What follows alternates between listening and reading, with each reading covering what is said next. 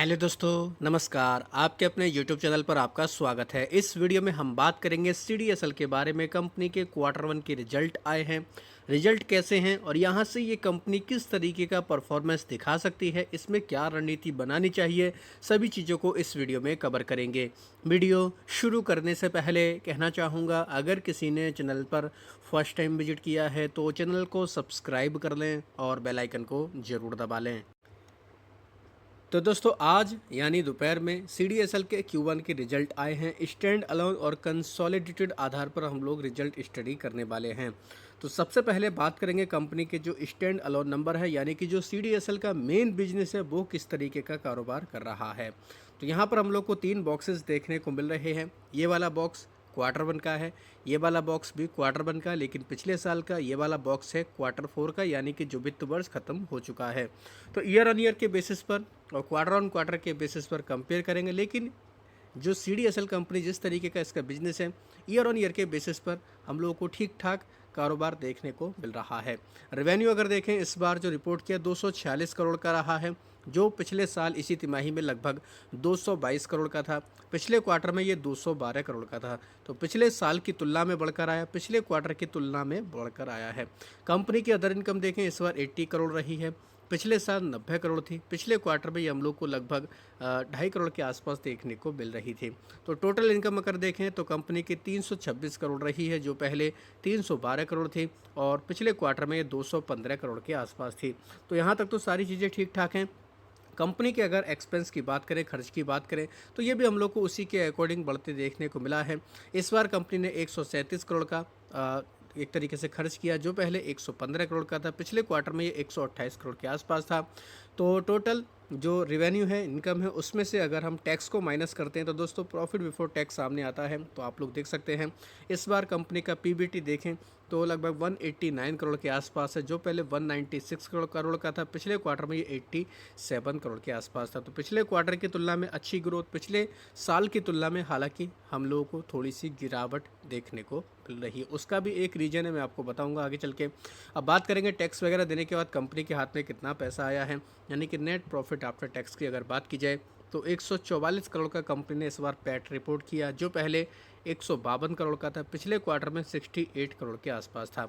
तो पिछले क्वार्टर की तुलना में बेहतर, पिछले साल की तुलना में मामूली सा दबाव है कंपनी का।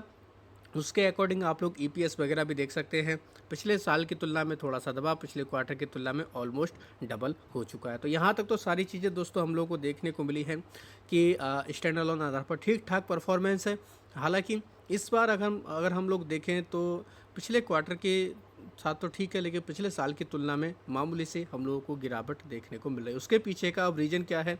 उसके पीछे का रीज़न हमें ये देखने को मिल रहा है कि कंपनी की जो हम लोग को कई सारी जो सब्सिडरी देखने को मिलती हैं, उसकी तुलना में अगर देखें तो दोस्तों हम लोग को डिविडेंड कम आते देखने को मिला है।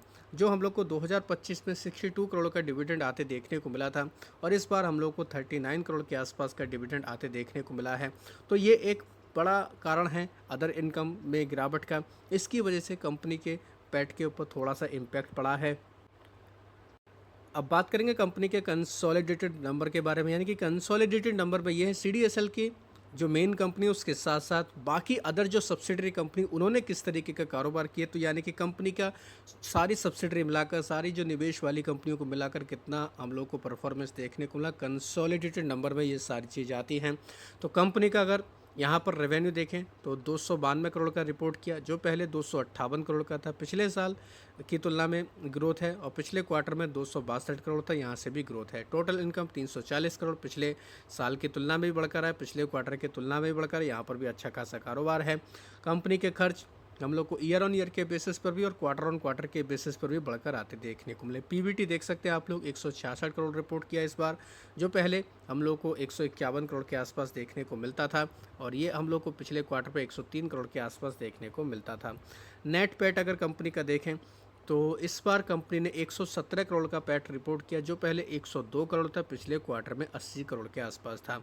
तो ईयर ऑन ईयर के बेसिस पर भी ग्रोथ और क्वार्टर ऑन क्वार्टर के बेसिस पर भी ग्रोथ है, यानी कि कंपनी ने कंसोलिडेटेड आधार पर काफ़ी अच्छा परफॉर्मेंस दिखाया है। सारे एडजस्टमेंट वगैरह होने के बाद कंपनी के हाथ में कितना पैसा आया आप लोग देख सकते हैं। 115 करोड़ का पैट आया है कंपनी के हाथ में, जो पहले हमारे सामने 102 करोड़ के 101 करोड़ के आसपास का डेटा देखने को मिल रहा है। पिछले क्वार्टर में 83 करोड़ है। तो पिछले साल की तुलना में ग्रोथ, पिछले क्वार्टर की तुलना में ग्रोथ, यानी कि हम लोग को सभी एंगल से देखें तो कंसोलिडेटेड आधार पर सीडीएसएल का काफ़ी मजबूत हमें कारोबार देखने को मिला है। ईपीएस भी आप लोग देख सकते हैं, उसी के अकॉर्डिंग हम लोग को ये रिएक्ट करता देखने को मिला है। अगर परसेंटेज में देखें किस तरीके की ग्रोथ है, क्योंकि परसेंटेज से आसानी से हम लोगों को समझ में आते देखने को मिलता है। पिछले साल इसी तिमाही में कंपनी 258 करोड़ का जो रेवेन्यू रिपोर्ट किया था वो 292 करोड़ अब रहा है। तो यानी कि यहाँ पर लगभग 13% के आसपास की ग्रोथ है। टोटल इनकम में लगभग 15% के आसपास की ग्रोथ है, जो 340 करोड़ इस बार रिपोर्ट किया, पहले 295 करोड़। तो यहाँ पर 15% की कंपनी ने ग्रोथ दिखाई। कंपनी का पीबीटी देके यहाँ पर 10% के आसपास की ग्रोथ है, जो इस बार कंपनी ने 166 करोड़ रिपोर्ट किया, जो पहले 151 करोड़ के आसपास था। कंपनी का नेट पैट अगर देखें तो यहाँ पर हमें लगभग 15% के आसपास की ग्रोथ देखने को मिली। कंपनी ने लगभग 118 करोड़ के आसपास का पैट रिपोर्ट किया, जो पहले हमें 102 करोड़ के आसपास देखने को मिलता था। तो यहाँ पर लगभग कंपनी ने 15% तक की ग्रोथ दिखाई है ईयर ऑन ईयर के बेसिस पर। ईपीएस भी लगभग 14% के आसपास बढ़कर आते देखने को मिला है, यानी कि सीडीएसएल का मुख्य हम लोग को बिजनेस ठीक ठाक चलते देखने को मिला है।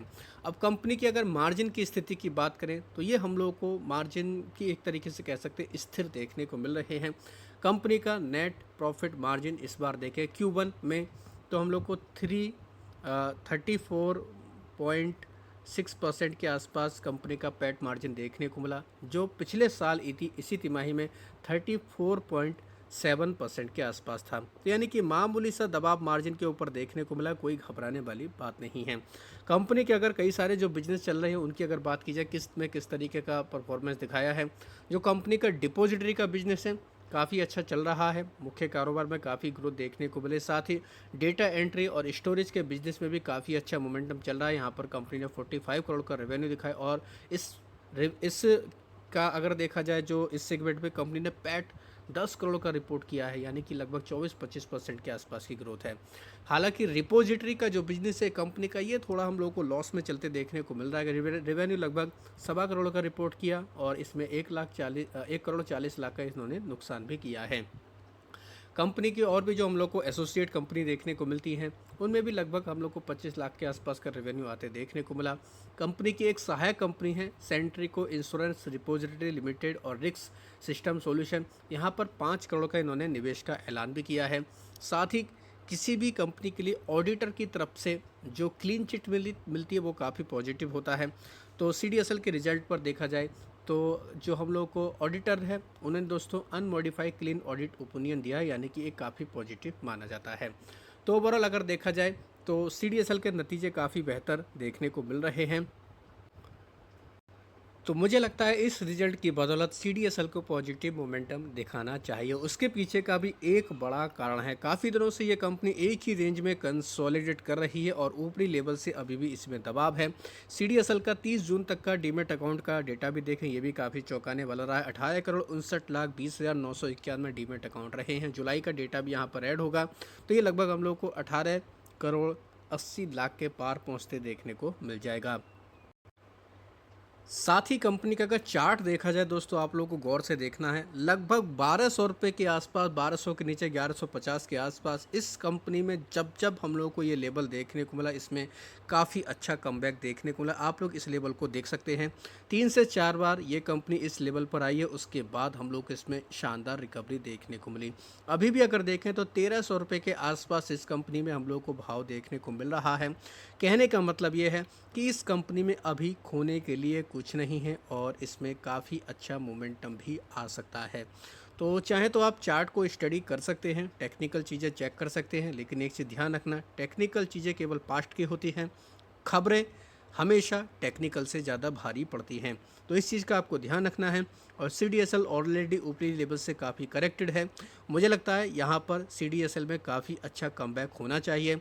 आपको कैसे रिजल्ट लगे, आपको क्या लगता है, ये कमेंट सेक्शन में ज़रूर अपनी राय दे सकते हैं।